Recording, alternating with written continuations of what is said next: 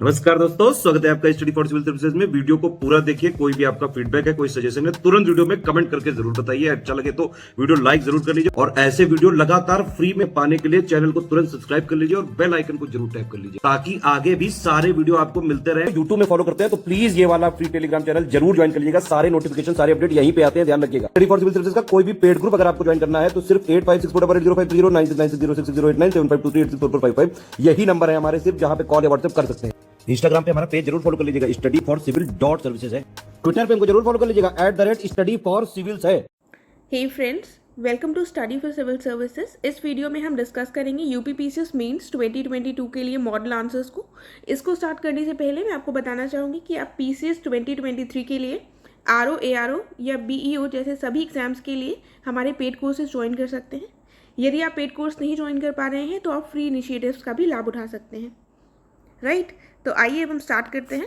पहले क्वेश्चन पर आते हैं। पहले क्वेश्चन में क्या दिया हुआ है कि हमको डिस्कस करने हैं लैंड डिग्रेडेशन को डिस्कस करना है इंडिया में, इसके कॉजेज और इसके इम्पैक्ट भी डिस्कस करने हैं। तो पहले हम इसको डिफाइन कर दें कि लैंड डिग्रेडेशन मेनली होता क्या है। तो ये डिक्लाइन होता है लैंड की प्रोडक्टिविटी में इन टर्म्स ऑफ बायोडाइवर्सिटी और इकोनॉमी। यहाँ हमने पहले डिफाइन कर दिया। अब थोड़ा सा डेटा भी दे सकते हैं, जैसे यहाँ पर बताया गया है कि यूएनसीसीडी COP15 की रिपोर्ट के हिसाब से लगभग 2/3 जो क्षेत्रफल है देश का वो सूखे से प्रभावित रहा है 2020 से 22 के बीच में।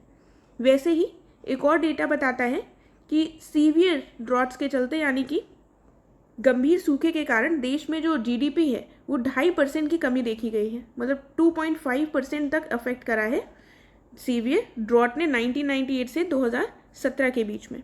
तो जैसे ये फैक्ट्स आप कहीं पर भी लिख सकते हैं। बाकी अगर क्वेश्चन में पूछा जा रहा है तो वहाँ पर आप लिख सकते हैं, अदरवाइज आप कहीं पर ऐड कर सकते हैं इनडायरेक्टली भी। तो अब हम कॉजेज़ पर आते हैं। देखिए, कॉजेज़ आपको लैंड डिग्रेडेशन के पता होंगे। आप बिना एक बार आंसर को देखे आप एक बार अपने आप कॉजेज़ को सोचने का प्रयास कीजिए। उसके बाद आप मैच कीजिएगा कि आप कितने इससे मैच कर रहे हैं आपके जो आपने कॉजेज सोचे हैं। तो कोई भी अगर हम कॉज लिखेंगे तो उसमें कुछ नेचुरल कॉजेज होंगे और कुछ मैन मेड कॉजेज होंगे, यानी कि एंथ्रोपोजेनिक। नेचुरल कॉजेज में क्या आ जाएंगे लैंड डिग्रेडेशन के?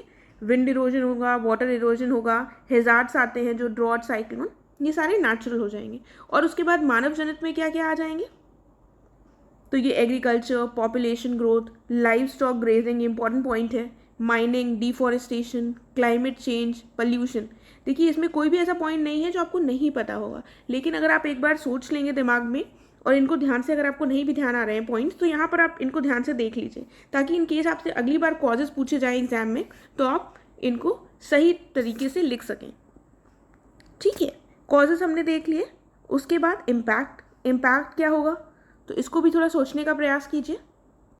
जैसे यहाँ पर दिया हुआ है, इम्पैक्ट में लैंड प्रोडक्टिविटी कम होगी, ऑब्वियस सी बात है। वाटर स्कैसिटी भी हो सकती है, हेल्थ इश्यूज भी देखने को मिल सकते हैं, जूनोटिक डिसीजेस का राइज हो सकता है, चांसेस हैं कि माल न्यूट्रिशन बढ़े और एक्सट्रीम क्लाइमेट इवेंट्स। देखिए, माल न्यूट्रिशन होगा अगर तो एक इसका कारण ये भी होगा कि जो हमारा फूड प्रोडक्शन है, लैंड डिग्रेडेशन के कारण फूड प्रोडक्शन भी कम हो सकता है।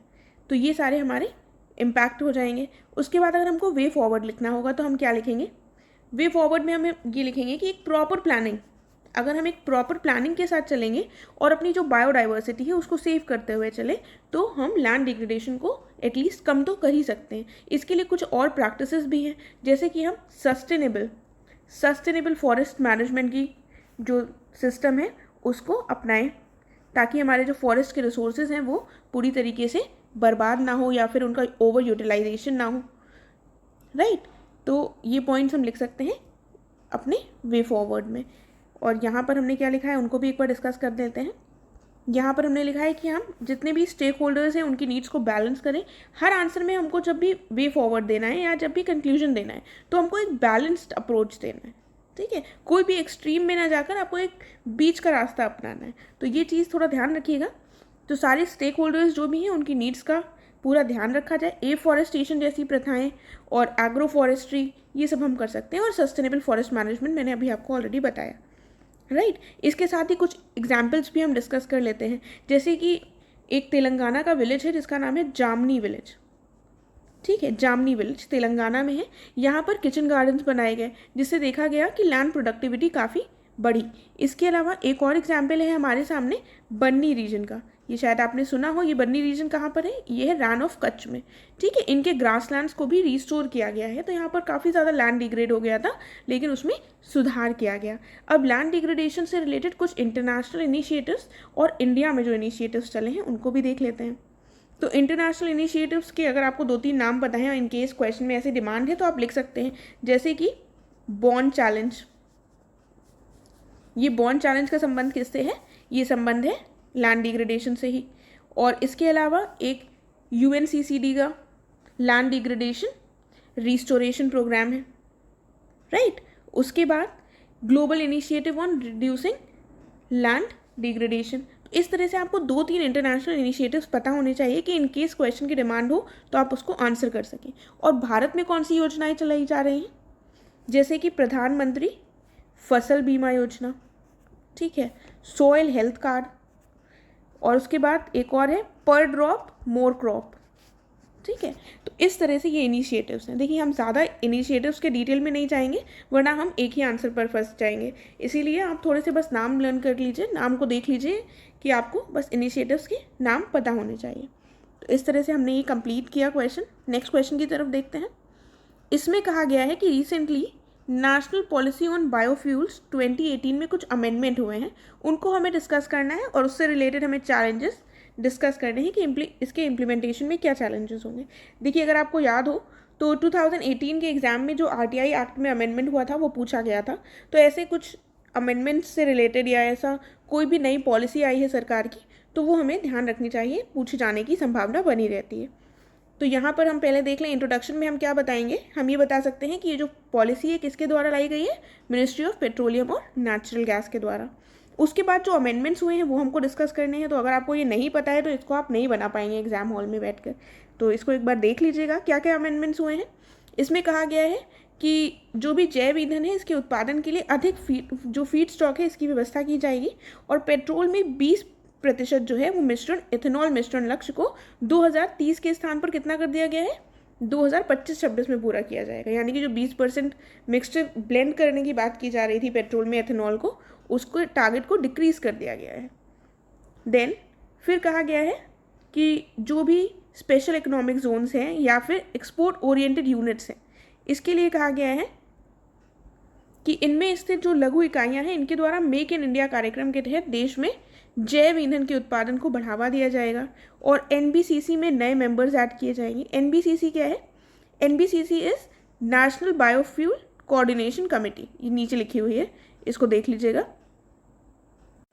साथ में ही कहा गया है कि ये ग्रांट कर सकता है permission for export of biofuels, कुछ स्पेसिफिक केसेस में बायोफ्यूल्स के निर्यात की अनुमति दे सकते हैं।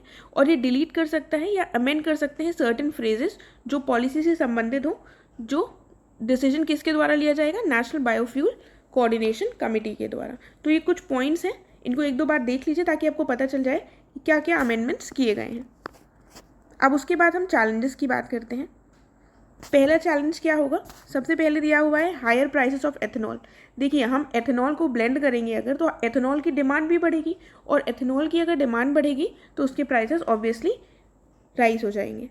ठीक है, और lack of ethanol production facilities, इतना हमारे यहाँ एथेनॉल प्रोडक्शन के लिए इतना ज़्यादा इंफ्रास्ट्रक्चर भी नहीं डेवलप हुआ है। ये एक वाटर इंटेंसिव क्रॉप भी है, ज़्यादा से ज़्यादा पानी की ज़रूरत पड़ेगी, तो ये हमारे एनवायरनमेंट के लिए उतना लाभकारी नहीं होगा। और non uniform availability of ethanol in north east, क्योंकि ये नॉर्थ ईस्टर्न जो रीजन है कंट्री का, वहाँ पर सुलभता से मौजूद नहीं है। उसके बाद प्रॉब्लम्स रिलेटेड टू स्टोरेज की भी प्रॉब्लम है। तो ये कुछ चैलेंजेस हमारे सामने आएंगे। इसके साथ और क्या चैलेंजेस हो सकते हैं वो भी डिस्कस कर लेते हैं। अगर जो फार्मर्स हैं वो ज़्यादा से ज़्यादा प्रोडक्शन करने लगेंगे कि हम ऐसा क्रॉप उगाएं जिससे कि एथेनॉल का निर्माण किया जा सके, तो जो हमारे फूड क्रॉप्स हैं, ठीक है, जो फूड ग्रेन्स हैं, उनका जो प्रोडक्शन है वो भी कम हो सकता है, जिसकी वजह से फूड की उपलब्धता है वो भी डिक्रीज हो सकती है, राइट। तो ये सारी एक साइकिल है ये, जिसको आप यहाँ पर, जिसके द्वारा आप और चैलेंजेस को यहाँ पर इंक्रीज कर सकते हैं। अगर ऐसा होगा तो इसके कारण ये भी हो सकता है। इस तरह से अगर हम चीज़ों को लर्न करेंगे तो हमें वहाँ पर ज़्यादा सोचना भी नहीं पड़ेगा और रटने की भी हमें कम आवश्यकता पड़ती है। ठीक है, तो अब हम इसमें वे फॉरवर्ड में क्या लिखेंगे। वे फॉरवर्ड में हम लिख सकते हैं कि यूनिफॉर्म अवेलेबिलिटी हो एथेनॉल की, जैसे कि यहाँ पर बताया गया है नॉर्थ ईस्ट में नहीं रहेगा, अवेलेबल नहीं है, स्टोरेज फैसिलिटीज़ नहीं है हर जगह, तो ऐसा ना हो, अवेलेबिलिटी यूनिफॉर्म हो, इंफ्रास्ट्रक्चर प्रॉपर डेवलप हो, ठीक है, और टैक्स इंसेंटिव्स भी दिए जाएँ।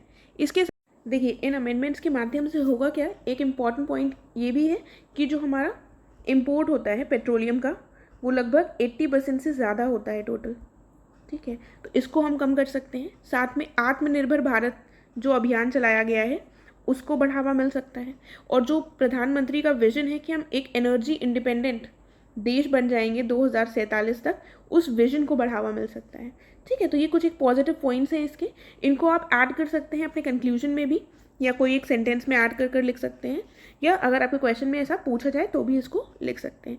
और इसके बाद इससे संबंधित कुछ योजनाएं जो चलाई जा रही हैं उनको भी सुन लीजिए, जैसे कि गोवर्धन स्कीम, ठीक है, गोवर्धन स्कीम के अलावा PM जीवन, और एक और अन्य स्कीम है E100 प्रोजेक्ट। देखिए हम यहाँ पर जो भी स्कीम्स होंगी मैं उनके नाम बता रही हूँ, हम डिटेल में उनको नहीं डिस्कस कर रहे हैं क्योंकि अभी आपके पास इतना टाइम नहीं है कि हम इतना डिटेल से स्कीम्स डिस्कस कर लें, हम सिर्फ जो क्वेश्चन है उसके हिसाब से अपने आंसर्स को डिस्कस कर रहे हैं। नेक्स्ट क्वेश्चन की तरफ बढ़ते हैं।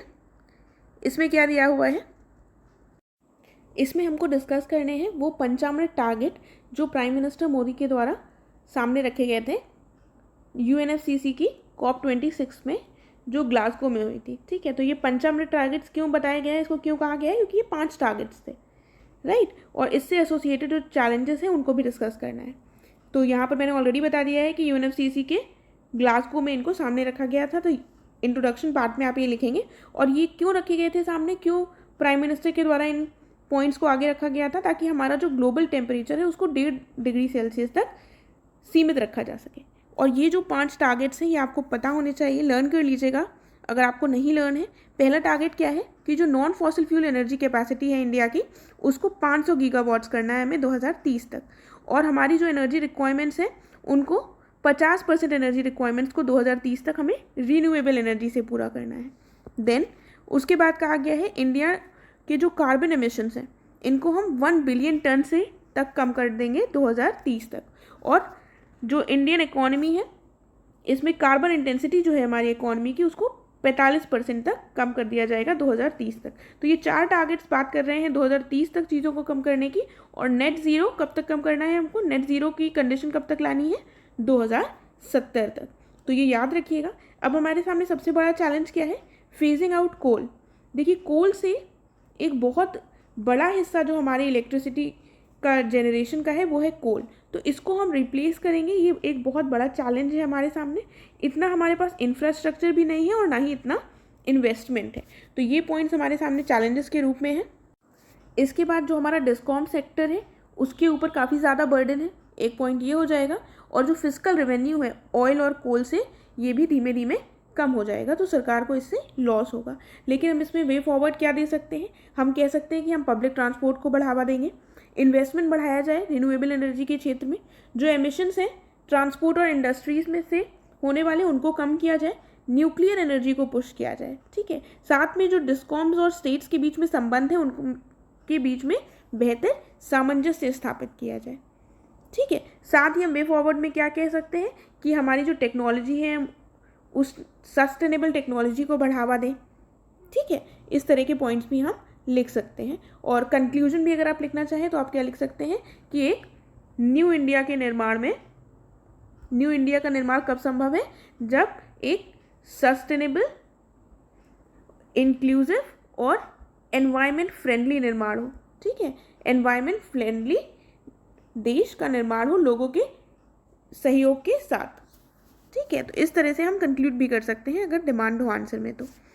देन नेक्स्ट क्वेश्चन की तरफ बढ़ते हैं। इसमें हमको मेजर्स डिस्कस करने हैं जो गवर्नमेंट के द्वारा लिए गए हैं for electric vehicles in India, electric vehicles को प्रमोट करने की, और इससे रिलेटेड जो चैलेंजेस हैं उनको भी डिस्कस करना है। तो अगर हम देखें तो India 5th largest car market है वर्ल्ड में, और इसमें पोटेंशियल है कि और बड़ा मार्केट बन सकता है, ये आने वाले सालों में 3rd और 4th पोजीशन तक पहुंच सकता है। मेजर्स क्या लिए गए हैं, अब सबसे इंपॉर्टेंट मेजर तो आपने ऊपर देखा, क्या मेजर लिया गया है इलेक्ट्रिक व्हीकल्स को प्रमोट करने के लिए। सबसे पहला हम जो पंचामृत टारगेट है उसके अंतर्गत रिन्यूएबल एनर्जी को बढ़ावा दे रहे हैं, ठीक है। उसके बाद EV 30@30 कैंपेन, इसमें क्या कहा गया है कि 2030 तक जो भी व्हीकल्स की सेल होंगी उसमें 30% सेल किसकी होंगी, इलेक्ट्रिक व्हीकल्स की। साथ ही एक national electric mobility mission plan भी लाया गया है, राइट। ये पॉइंट्स हो गए। देन फेम स्कीम लाई गई है, तो फेम का क्या फुल फॉर्म हो जाएगा यहाँ पर, faster adoption and manufacturing of electric vehicles. देखिए ये जो फेम स्कीम है इसको स्टार्ट किया गया है इसी नेशनल मोबिलिटी स्कीम के अंतर्गत, national electric mobility mission plan जो है इसी के अंतर्गत फेम स्कीम लाई गई है और उसको 2 फेजेज में अभी तक लॉन्च किया जा चुका है। इसके अलावा क्या पॉइंट लिख सकते हैं, PLI यानी कि प्रोडक्ट लिंक्ड इंसेंटिव स्कीम, ये ऑटोमोटिव जो कंपोनेंट्स हैं इलेक्ट्रिक व्हीकल के उनके लिए लाई गई है, ठीक है। तो इसके बाद हम चैलेंजेस डिस्कस कर लेते हैं।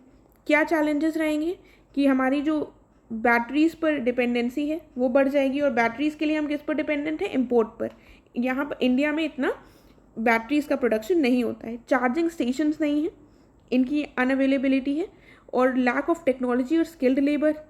साथ में अभी आपने रिसेंटली न्यूज़ में देखे होंगे कई ऐसे एक्सीडेंट्स हो गए हैं EV के, जिसमें जो EV गाड़ियाँ थी उनमें आग लग गई। तो ये जो लोग हैं इससे वो थोड़े सावधान हो जाएंगे और वो EV की तरफ लेने के लिए इतने ज़्यादा प्रोत्साहित नहीं होंगे। साथ ही ये काफ़ी महंगी गाड़ियाँ भी पड़ती हैं। तो ये सारे चैलेंजेस हैं जिनको आप यहाँ पर लिख सकते हैं।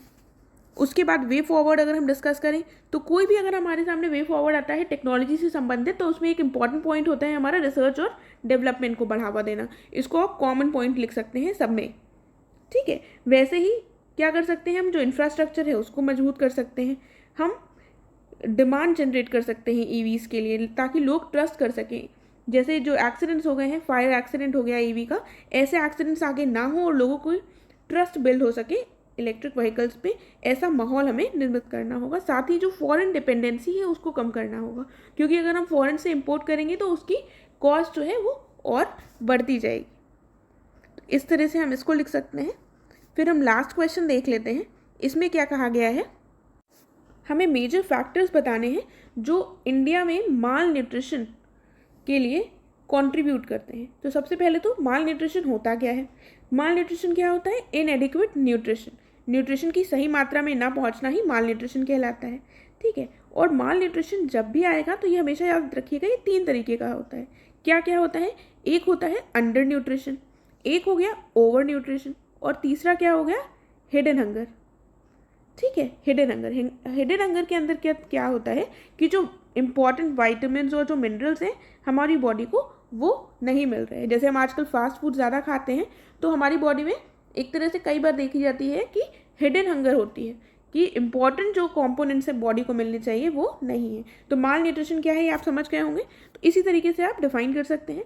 यहाँ पर क्या लिखा हुआ है, यूनिसेफ की रिपोर्ट के हिसाब से India has world's highest number of children with severe acute malnutrition. आप चाहे तो डेफिनेशन दे सकते हैं, वरना आप ये भी डेटा लिख सकते हैं। अब क्या फैक्टर्स हैं इसके लिए रिस्पॉन्सिबल, एक्सेस नहीं है फूड का प्रॉपर, पावर्टी है, पावर्टी की वजह से लोगों के पास इतना पैसा नहीं है कि वो प्रॉपर फूड को खरीद कर खा सकें, अवेयरनेस नहीं है न्यूट्रिशनल क्वालिटीज से संबंधित। आज हम जैसे लोग जो इतने पढ़े लिखे हैं तब भी हम न्यूट्रिशियस फूड की जगह फास्ट फूड को ज़्यादा प्रेफर करते हैं, ठीक है। तो लोगों में अवेयरनेस की बहुत ज़्यादा कमी है। अनीमिक मदर्स हैं, एक बहुत बड़ा तबका ऐसा है महिलाओं का जो कि अनीमिक है, जिसकी वजह से हमें माल न्यूट्रिशन देखने को मिलता है बच्चों में। Inequitable distribution of food in the family, कई बार ऐसा देखा जाता है कि यहाँ पर जेंडर डिस्क्रिमिनेशन होता है। इसके बाद माइग्रेशन की वजह से कई बार जो गवर्नमेंट स्कीम्स आती हैं उनको प्रॉपरली डिलीवर नहीं किया जा पाता है, राइट।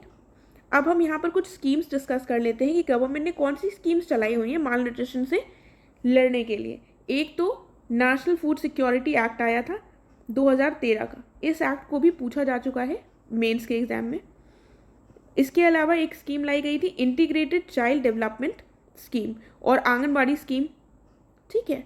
देन इसके बाद एक नेशनल न्यूट्रिशन स्ट्रैटेजी लाई गई है, ये लाई गई है नीति आयोग के द्वारा। इसका एम है कि ये रिड्यूस करेगा माल न्यूट्रिशन को काफ़ी हद तक 2030 तक, सारे जो माल न्यूट्रिशन के फॉर्म्स हैं उनको रिड्यूस करने की इसमें बात की गई है।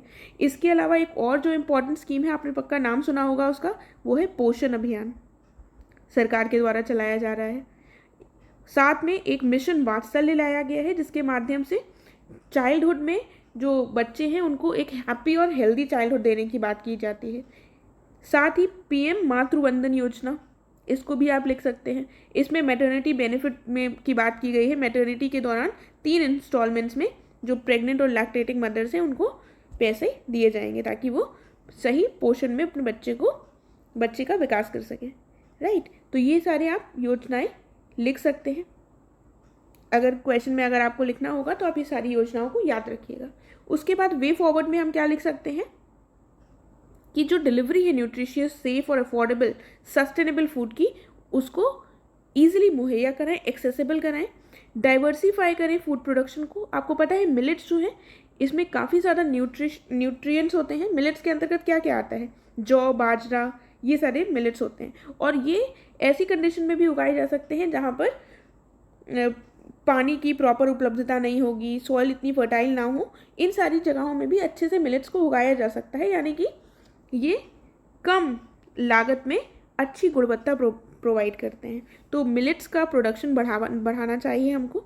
जो भी स्कीम्स हैं, इतनी सारी स्कीम्स हमने डिस्कस करी, तो इन स्कीम्स की डिलीवरी को, इनका इम्प्लीमेंटेशन प्रॉपर किया जा सके। फूड फोर्टिफिकेशन का एग्जाम्पल क्या हो जाएगा, जैसे आयोडीन की कमी देखी जाती थी महिलाओं में, बच्चों में, तो नमक में आयोडीन युक्त नमक आपने सुना होगा, तो उसमें आपने आयोडीन ऐड कर दिया, आयोडीन युक्त नमक हो गया, जिसकी वजह से हमने इसका रिजल्ट क्या देखा कि आयोडीन की जो कमी होती थी बच्चों के शरीर में, उसमें काफ़ी हद तक कमी देखी गई। तो फूड फोर्टिफिकेशन एक अच्छा तरीका हो सकता है। साथ में कहा गया है improving the primary health centres and other health care services, इनमें इम्प्रूवमेंट लाया जाए और एक हेल्दी फूड एनवायरनमेंट को प्रमोट किया जाए, ठीक है। जो फास्ट फूड कल्चर है इससे हम आगे बढ़ सकें।